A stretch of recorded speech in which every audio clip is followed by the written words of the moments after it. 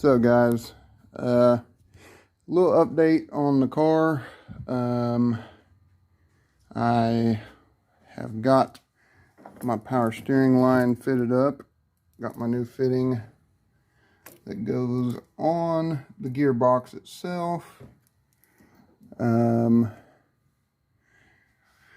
Got the coil packs on here, and right now I'm messing with my fuel rails.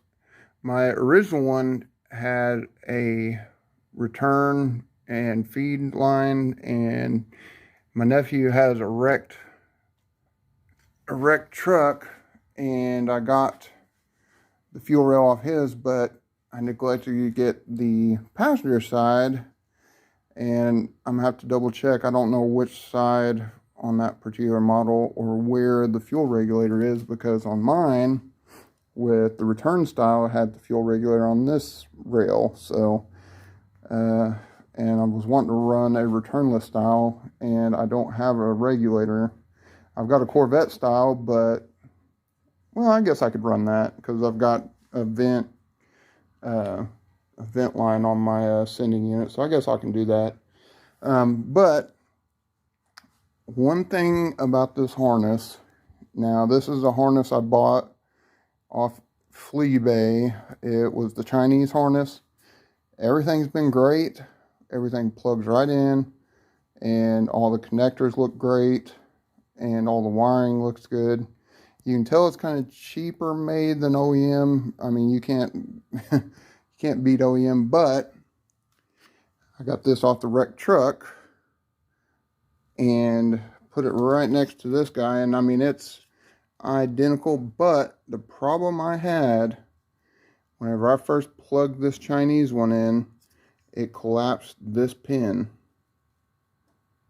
and the first thing it did, it pulled out this purple like guard type deal in there. It pulled it out and then collapsed this one pin, and I was going to try to fix this pin, and I got it decent, but I don't want to have to mess with it again. So I just cut this little pigtail off the wrecked truck, and it just goes right on, no problem.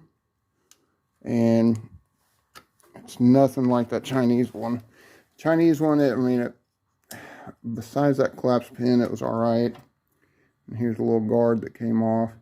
So far, that's the only issue I've had with this harness. Another thing, I have these, I think they're ICT spacers, so you can use a car intake and car water pump. But I didn't realize it. My tensioner is not lining up with the other pulleys. So I don't know if I have to use a car style tensioner or what, but I don't have one. And whenever I bought the spacers and the idler bracket relocation kit, it didn't say anything about the tensioner. So maybe somebody else knows something I don't, but I'm just gonna, I wanted to use the car one because it was new and it looks nice, but I'm just gonna go ahead and slap the truck water pump on there.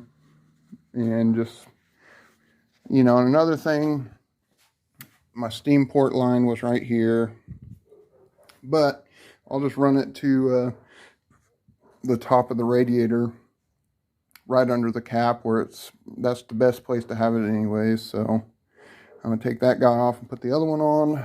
And the passenger side header fits perfect, nothing wrong with it. Back there it's pretty close, but other than that, fits great. And other guys say they have issues with coil packs on G-bodies hitting the heater box. It's really close on mine, but I can get it to work without having to mess with anything. Now, driver side, the set of headers I bought were the eBay type headers. And they said like S10, G-body, blah, blah, blah. Well, it does not work on G-body. Right there, I cut some of the pinch weld off right there where the firewall and the floor pan meet. I didn't want to cut too much off, but I cut about a 1/4 inch off, and that still didn't help. Basically, the collector is going horseshoeing right up into the body whenever I put it on. And so I went back to try the stock truck manifold, and it goes in there, but it's just too close to the frame. So what I'm going to do, what I've seen everybody do with their turbo kits on their hot side with the truck manifolds, I'm just going to cut the flange off. And I don't have any V-band flanges, so I'm just going to go get some 2.5 inch pipe and run, I don't know, like maybe 1/2 foot of it straight down, and weld a O2 bung on it and just run it like that for now. And then in the future, whenever I get a little more money together, I'll probably do some long tubes or something, but hopefully by that time I'll have the turbo on this thing. Things I have left to do, still got to change out the water pump. I have to mount my pedal. I have to fix this, I have to wire this pigtail in. What else? I got to take the old power steering hose off the pump and put the new fitting in, and then I'll be able to tighten that guy back up. And I'm just going to use the stock return. I'm going to have to loosen it up a bit and flip it around. One thing that's kind of weird is this power steering pump came off a 2003 Suburban. It's got a return pressure and then this guy. And I don't know if that was like for a remote reservoir or if it had like a hydro boost type setup. I'm not sure what the deal is with that. It could have been hydro boost.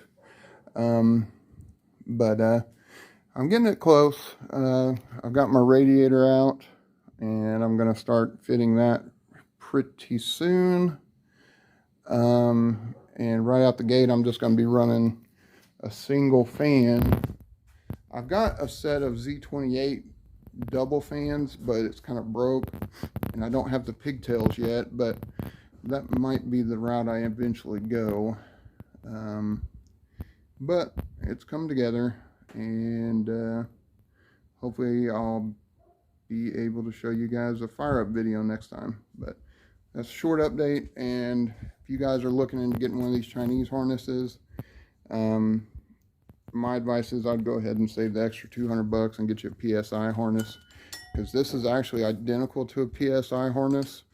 I haven't looked at the actual wiring diagram yet, but everything I've looked up about this harness, as far as like the underdash harness and all that good stuff, it's all the same as PSI. So, I mean, if you don't have the money and you can't get the extra $200, then, you know, this isn't a bad route to go. I had to get injector adapters because they said it came with EV6, and that's what I had to have because this is a 2003 flex fuel injector setup, and got it, and it was a Multec. But luckily I had Multec 2 EV6 adapters already that I'd already bought a couple years ago, so I lucked out on that. But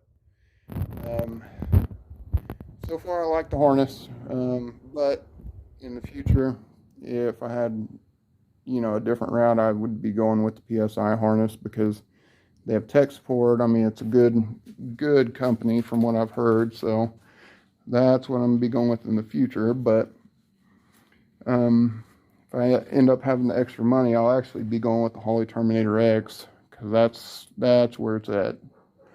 But that is my update, and I'll see you guys next time. Thanks for watching.